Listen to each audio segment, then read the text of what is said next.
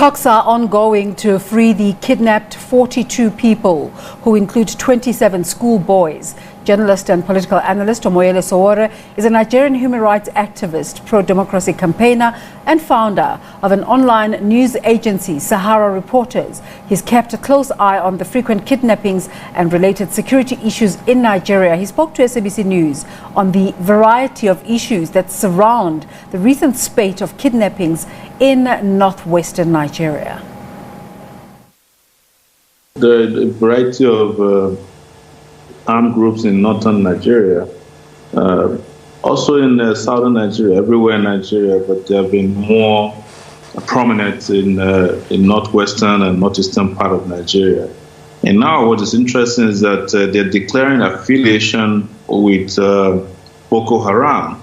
The last kidnapping that was carried out in Kankara in Katsina State, those kids ended up in a videotape that was released by Boko Haram. We do not know if this group of bandits are affiliated with Boko Haram, but I won't be surprised. I wanted to correct an impression that the last group of kids were rescued. They were not rescued. A huge amount of money was paid as ransom for them, and something was presented to the public as rescue, but it wasn't rescue at all. They paid ransom on their behalf, and we're hearing that these other kids, over $2 million of ransom has been paid, and they might have released them even halfway by now, as soon as the last tranche of ransom is delivered to the bandits, as we call them here. So, I mean, it sounds like literally banditry, as they're named bandits. It doesn't seem like some kind of ideological or religious type of attack in any way. Well, you know, what is the ideology of banditry?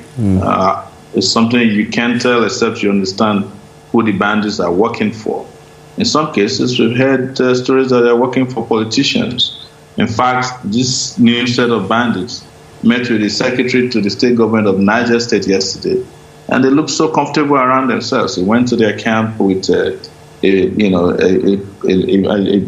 Muslim cleric who's popular, Sheikh Gumi, and they met with them and discussed how to pay ransom and get the boys, the school kids released.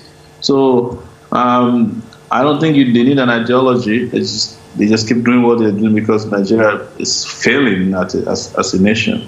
Nigeria is almost a failed state when it comes to security. And once you pay ransom, of course, it makes it easier for this kind of thing to continue because it's a money-making scheme. Absolutely. As soon as they get paid, they head back to the market to procure more arms, and they're definitely going to strike again very soon and somewhere very close. We just don't know where next. What is it about this area that makes it particularly vulnerable? Is it remote? No security close by? Why this part of the country? Well, I don't think any part of Nigeria is actually safe at this time. There's been a failure of government. The security agencies have failed, and it doesn't look like anybody is in charge of Nigeria. The commander-in-chief, President Buhari, has practically abdicated his position when it comes to commanding the troops. The Inspector General of Police was supposed to have retired. His tenure was extended.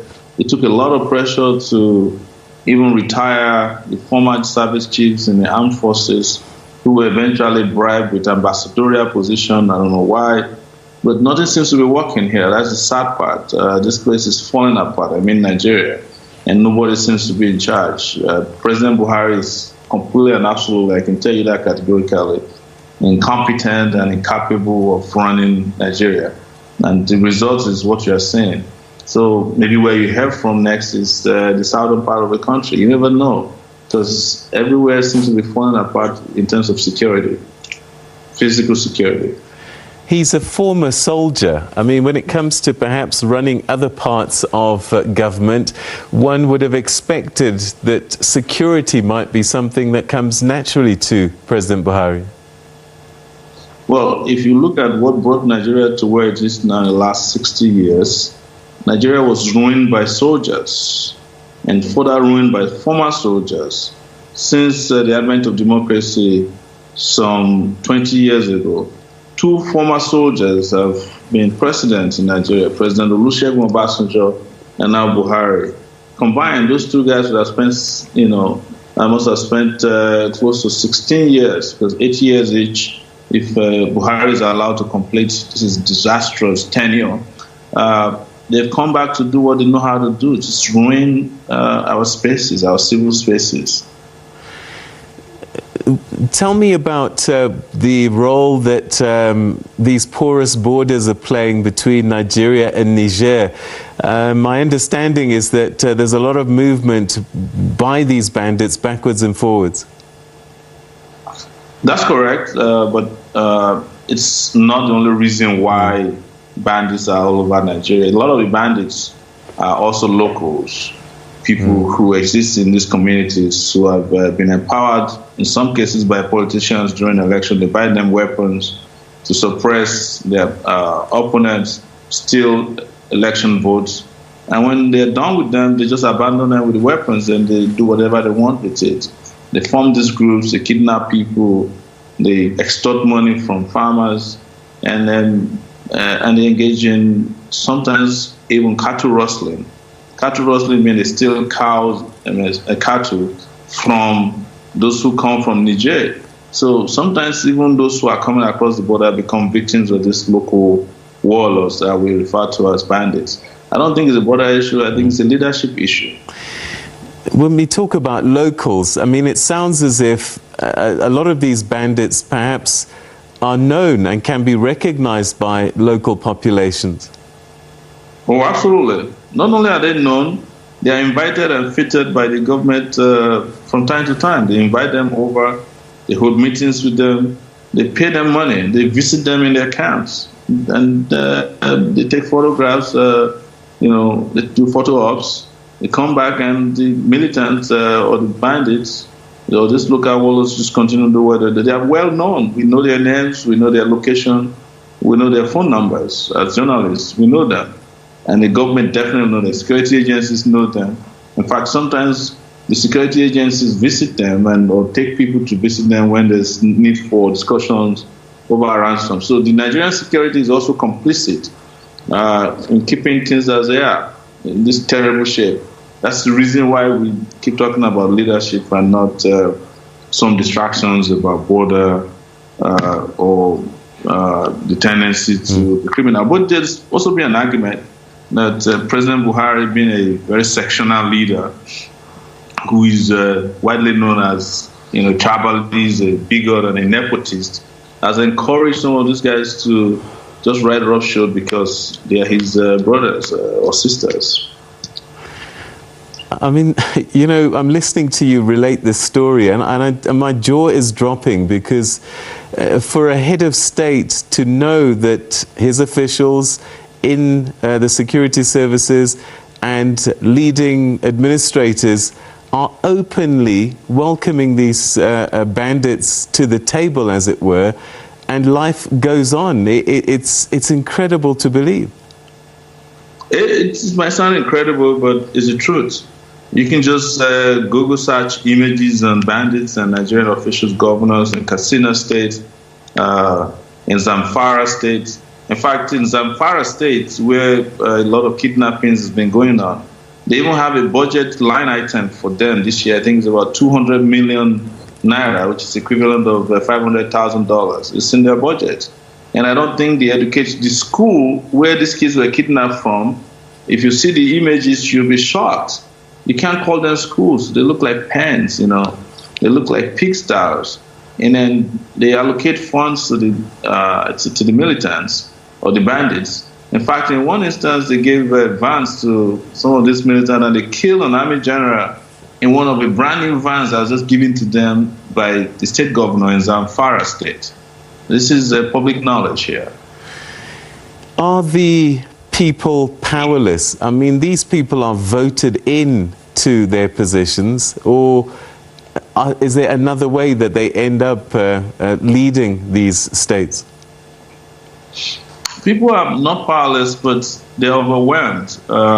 You're aware, I think I spoke to your channel during NSAS. That was the mass protest that took place against police brutality.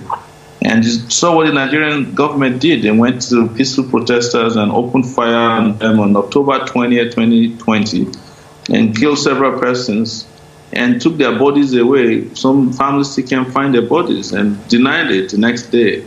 So it's overwhelming to have, your country leaders open fire on peaceful protesters who are waving the national flag and singing the national anthem.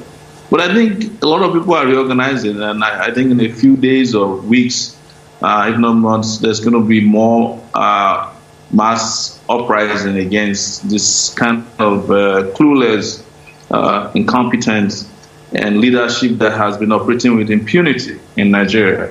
But it's been tough for the Nigerian people. This is not what they bargained for when democracy came 20 years ago. But what I've said consistently is that we didn't know that we're not entering into a democratic era. We're entering into a moronocratic era, I like to say. We had a bunch of morons hand over to new set of morons. And that's why we call it a morontocracy in Nigeria. And what's been the official word from President Buhari? How has he explained all of these abductions and the lack of security? President Buhari doesn't talk to Nigerians. We call him a mannequin. They dress him up once in a while and put him out so as to just convince Nigerians that he's still alive. I have not heard a word from him. No word was heard from him in this recent one. The last one, when he spoke, his words were at variance with what was happening, which made a lot of people feel that, understand clearly that he's not in charge. But on this latest matter, not a single word has been heard from Mr. Buhari. Bottom line, what's going to happen is what's happened before. Money will be paid over and these children will be set free.